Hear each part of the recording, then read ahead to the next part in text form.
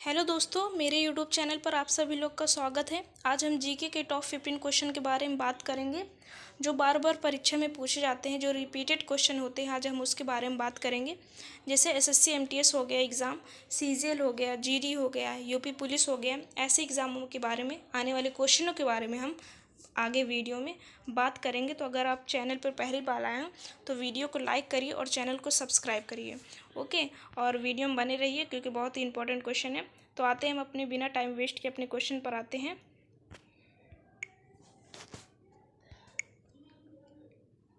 तो हमारा first question क्या है? हमारा फर्स्ट क्वेश्चन है कि कबीर के गुरु का क्या नाम था। यानी कबीर दास के, यहाँ कबीर दास की बात हो रही है, तो कबीर दास के गुरु का क्या नाम था?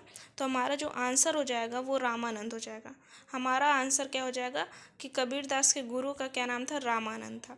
तो हमारा अगला क्वेश्चन है कि थोड़ा इसको मैं छोटा कर देती हूँ ताकि आपको क्वेश्चन पूरा क्लियर दिखे।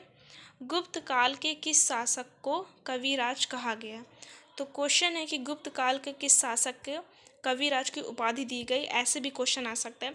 और समुद्रगुप्त पर क्वेश्चन एक आता है एग्ज़ाम में, एक नए क्वेश्चन, क्योंकि समुद्रगुप्त को बहुत ही ढेर सारी उपाधियाँ दी गई थी, तो एक क्वेश्चन उस उपाधि से रिलेटेड आपका एक क्वेश्चन मिलेगा। और प्लीज़ आप लोग समुद्रगुप्त के बारे में पढ़ कर जाइएगा, ठीक है।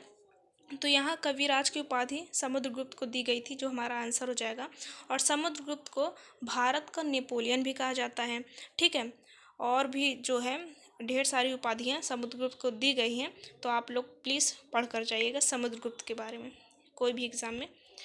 कह रहा है कि भारत का एकमात्र राज्य कौन है जो केसर का उत्पादन करता है?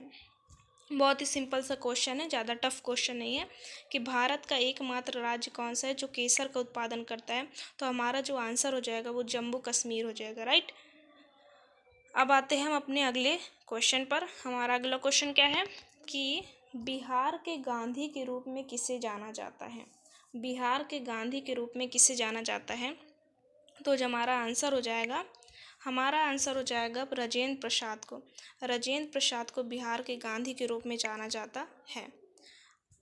फिर अगला क्वेश्चन हमारा है कि नमक सत्याग्रह कब शुरू हुआ था, या नमक सत्याग्रह की शुरुआत कब हुई थी? तो जो हमारा आंसर है वो हमारा हो जाएगा 1930 में नमक सत्याग्रह की शुरुआत हुई थी। और इसको हम दांडी मार्च के नाम से भी जानते हैं, दांडी मार्च के भी नाम से हम जानते हैं, दांडी मार्च के नाम से भी हम इसको जानते हैं। अगला क्वेश्चन हमारा है कि भारत में गेहूं का सबसे बड़ा उत्पादक राज्य कौन सा है? भारत में गेहूं का सबसे बड़ा उत्पादक राज्य कौन सा है? तो हमारा आंसर हो जाएगा उत्तर प्रदेश।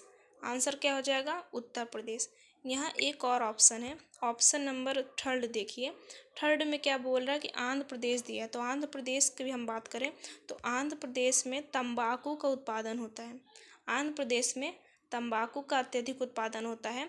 तो आंसर यहाँ क्वेश्चन क्या पूछा? क्वेश्चन यहाँ गेहूँ पूछा, यानी भारत में गेहूं का सबसे बड़ा उत्पादक राज्य कौन सा है? तो हमारे यहाँ आंसर हो जाएगा उत्तर प्रदेश।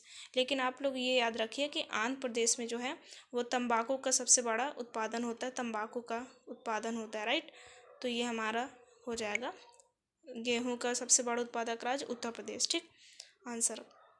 अगला क्वेश्चन क्या है कि विश्व की सबसे लंबी नदी कौन सी है? तो विश्व की सबसे लंबी नदी जो है, ये बहुत ही बच्चों वाला क्वेश्चन है। विश्व की सबसे लंबी नदी है नील नदी।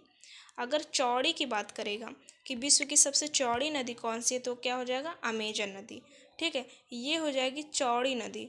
विश्व की सबसे चौड़ी नदी की बात करेगा तो अमेजन नदी हो जाएगा। नील नदी जो हमारा हो जाएगा, जो हमारा क्वेश्चन पूछा है कि लंबी, विश्व की सबसे लंबी नदी नील नदी, चौड़ी की बात करेगा तो अमेजन नदी, ठीक है। अगला क्वेश्चन हमारा क्या है कि किसको लाइट ऑफ एशिया के नाम से जाना जाता है? लाइट ऑफ एशिया के नाम से किससे जाना जाता है? लाइट ऑफ एशिया के नाम से किसे जाना जाता है? तो जो हमारा आंसर हो जाएगा वो हो जाएगा महात्मा बुद्ध को। महात्मा बुद्ध को लाइट ऑफ एशिया के नाम से जाना जाता है।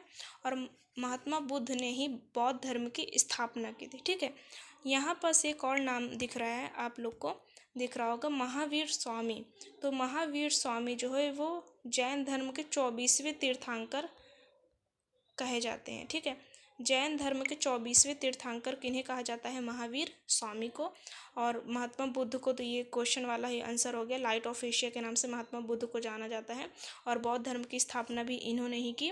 और अगला ऑप्शन आपको दिख रहा होगा समुद्रगुप्त।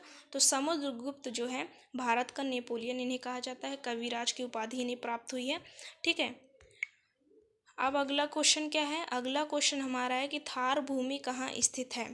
थार भूमि कहाँ स्थित है? तो आंसर हो जाएगा, बहुत ही सिंपल सा क्वेश्चन है, इसका आंसर हो जाएगा राजस्थान।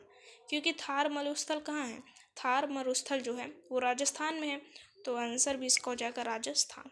अगला क्वेश्चन हम आते हैं, थोड़ा फास्ट करेंगे तो जिससे वीडियो ज़्यादा लॉन्ग ना बने, शॉर्ट ही बने। तो हमारा अगला क्वेश्चन क्या है कि सौर मंडल में कुल कितने ग्रह हैं? तो बहुत ही सिंपल सा ये भी क्वेश्चन है, 8 ग्रह हैं। अगला क्वेश्चन पे आते हैं हम, कागज का आविष्कार किस देश में हुआ? कागज का आविष्कार किस देश में हुआ? इसका आंसर हो जाएगा चाइना में। ठीक है, चाइना में कागज का आविष्कार पहली बार हुआ था। भारत की पवित्र नदी कौन सी है? भारत की जो पवित्र नदी है वो गंगा नदी है। और भारत की सबसे लंबी नदी भी कौन सी है? अगर लंबी की बात कर दें तो भारत की सबसे जो लंबी नदी है वो गंगा नदी है। और पवित्र नदी पूछ रहा है तो पवित्र नदी भी गंगा नदी को ही कहा जाता है, राइट। अब हम आते हैं अपने अगले क्वेश्चन पे। अगला क्वेश्चन हमारा क्या है कि प्रधानमंत्री बनने की न्यूनतम आयु कितनी होनी चाहिए? तो प्रधानमंत्री बनने की न्यूनतम आयु हमारा होना चाहिए 25। हमारा आंसर क्या होगा? 25। अब यहाँ ऑप्शन 35 दिया है, तो 35 जो होगा वो राष्ट्रपति और उपराष्ट्रपति बनने की न्यूनतम आयु है, राइट। हम आते हैं अगले क्वेश्चन पर। भारत का स्विट्जरलैंड किस राज्य को कहा जाता है? भारत का स्विट्जरलैंड किस राज्य को कहा जाता है? तो इसका जो आंसर हो जाएगा हमारा, वो हमारा हो जाएगा कश्मीर को। भारत का स्विट्जरलैंड जो है वो कश्मीर को कहा जाता है। आई होप आप लोग को समझ में आ रहे होंगे, काफ़ी टफ क्वेश्चन नहीं है, सिंपल क्वेश्चन ही है। तो इसका जो आंसर होगा, जो अगला क्वेश्चन है हमारा वो ये है कि क्षेत्रफल की दृष्टि से भारत का सबसे बड़ा राज्य, क्षेत्रफल की दृष्टि से भारत का सबसे बड़ा राज्य कौन सा है? तो जो हमारा आंसर हो जाएगा वो राजस्थान हो जाएगा। समझ में आ रहा है आपको? राजस्थान हो जाएगा। अगर यही क्वेश्चन आ जाता कि क्षेत्रफल की दृष्टि से भारत का सबसे छोटा राज्य कौन सा है, तो जिसने मैप अच्छे से पढ़ा है उसको तो बहुत ही पहले ये दिमाग में आ गया होगा कि अगर मैप आपने अच्छे से देखा होगा तो देखकर ही पहले दिमाग में आ गया होगा कि भारत का सबसे क्षेत्रफल की दृष्टि से छोटा राज्य हमारा कौन सा है? हमारा जो है वो गोवा है। क्या है? गोवा जो है वो क्षेत्रफल की दृष्टि से सबसे छोटा राज्य है। अगर सबसे बड़ा राज्य की बात कर रहा है तो हमारा जो आंसर हो जाएगा वो राजस्थान हो जाएगा, राइट। तो ये हमारे टॉप 15 क्वेश्चन थे। और आप लोग कमेंट में बताइएगा कि आपके कितने क्वेश्चन सही हैं 15 में से और कितने गलत। तो वीडियो को देखने के लिए थैंक यू सो मच।